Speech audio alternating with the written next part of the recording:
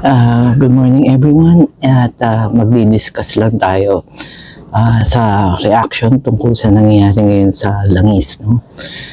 So bakit kahit maglabas ng 400 billion barrels ng langis, ang mundo hindi pa rin bumababa ang presyo? Isipin nyo ito, parang barangay na may 100 pamilya na sabay-sabay bumibili ng tubig araw-araw. Biglang may nasira ang main pipeline. Ang supply na pumapasok sa barangay ay kulang ng halos 15 tanker trucks bawat araw. Ngayon, para tulungan ang sitwasyon, may dumating na emergency reserve ng tubig mula sa ibang lugar. Katumbas ng 400 million barrels ng oil na inilabas ng International Energy Agency. Mukhang napakalaki, di ba? Pero may problema.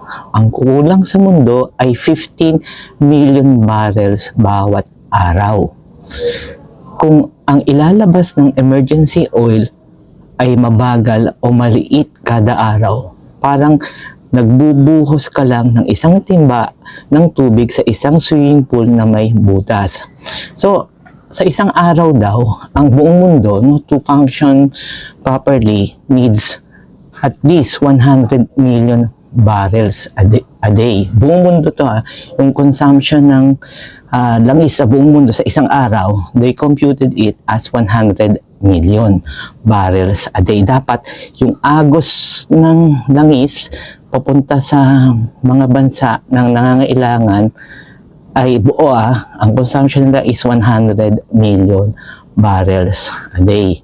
Ayan yung International Energy Agency nagpalabas, sabi nila magpapalabas sila ng 400 million barrel ng oil. Hindi siya a day, basta may reserve sila for 90 days for this kind of emergency na nangyayari ngayon ng 400 million barrels a day. So, pag ito ay dun sa pag-aaral, kulang sa mundo ay 15 million barrels bawat araw. Kung ang ilalabas, because of this 400 million barrels, magiging 15 million barrels na lang ang kulang bawat araw. Let's base this dun sa 400 million barrels. Okay. Kung ilalabas ang emergency oil ay mabagal o maliit kada araw, let's say 2 million a day doon sa 400 million, so kulang pa rin.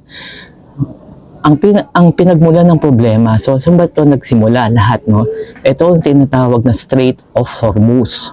Halos 20% ng oil ng mundo dumadaan sa isang makitid na dagat na tinatawag na Strait of Hormuz. Para sa Pilipinas, isipin nyo, ito tulad ng NLEX o SLEX ng buong mundo para sa langis. Kung may gulo, blockade or conflict sa lugar ngayon, parang nagsara ang expressway ng lahat ng delivery trucks ng gasolina. Kaya kahit may emergency reserve ang mundo, hindi agad napapalitan ang nawawalang supply.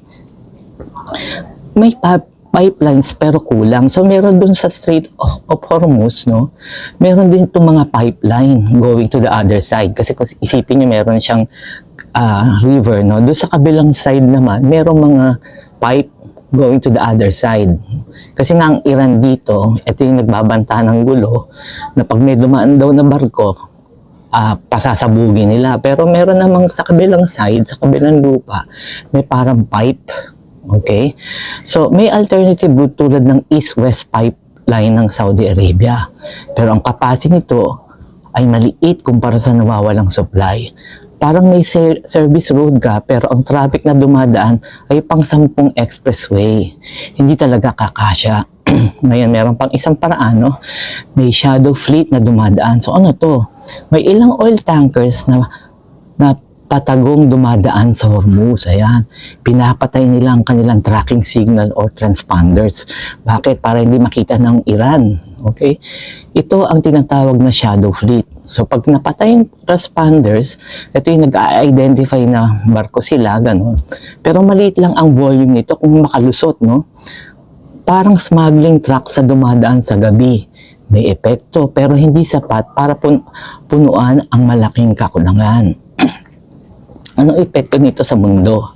Dahil kulang ang supply ng oil, nagsisimula ng maramdaman ang epekto sa iba't ibang bansa. Sa India, may fuel rationing.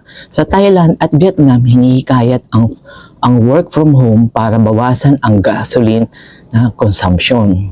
Sa United Kingdom at Germany, may price controls para pigilan ang sobrang taas ng presyo.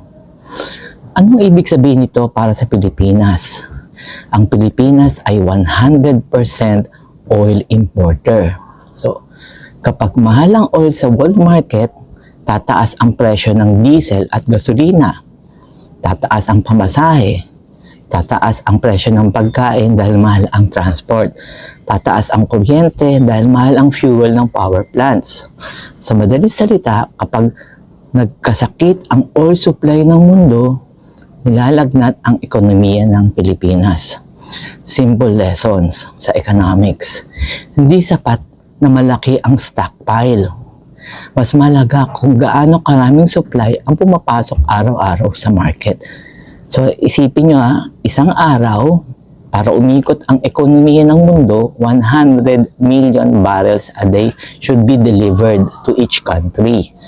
Okay?